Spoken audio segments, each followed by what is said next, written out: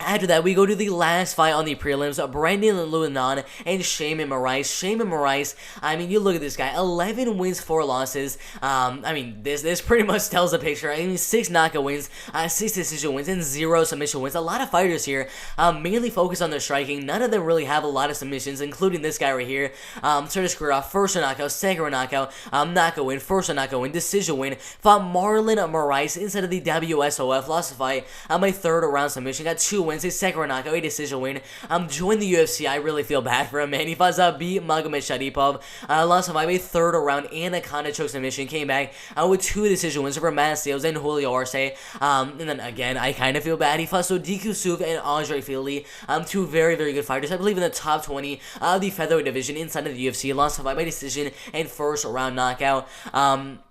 Obviously, very, very good striking. He's been fighting some really, really good strikers. Like Zabit, like Sodiq Yusuf, like Andre Fili, and Marlon Moraes. All guys that are ranked opponents or have been ranked opponents inside the UFC. So no shame in those losses right there. Brendan Loughnane, 19 wins and 3 losses. The 82nd best featherweight in the world. Decision. I'm not really sure what happened. But he got 2 wins last year inside of the PFL. And then he was off.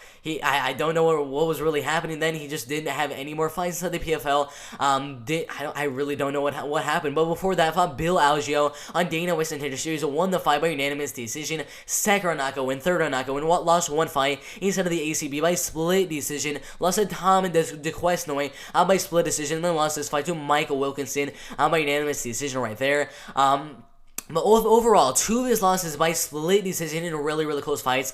And the other loss to Michael Wilkinson, he actually avenged later on in his career and got a first round knockout over him later in his career. Very, very good striking and some pretty good grappling, but not the best grappling. Or I would say he's going to have a humongous grappling advantage in the fight. I think this fight will stay on the feet, considering both fighters are mainly strikers. Brendan Loughnane has 10 knockouts. Sheymon Moraes has 6 knockouts on his record so far.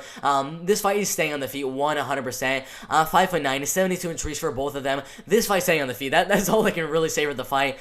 Similar ages. There's not really much advantages in terms of reach, height, or age. The only advantage I would give to Brendan Loughnane would be the power advantage and the speed advantage. Those are the only two things. Sheymon Moraes is very accurate with his punches.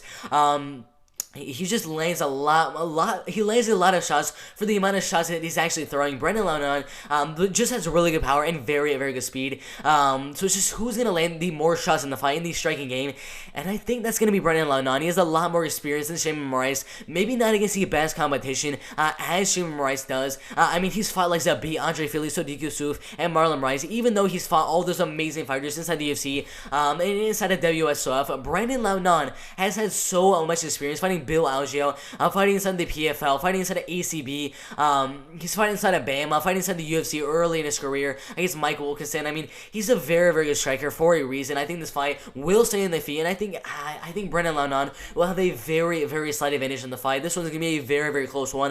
It could definitely be a knockout. I'm not sure how many people are saying it's going to be a knockout. Not too many people are saying it's going to be a knockout, but definitely has a very good chance of being a KO TKO in the first or second round. But I think this one will go all the way, and Brendan Loughnane just has the speed advantage, just has the striking advantage, has the power advantage as well.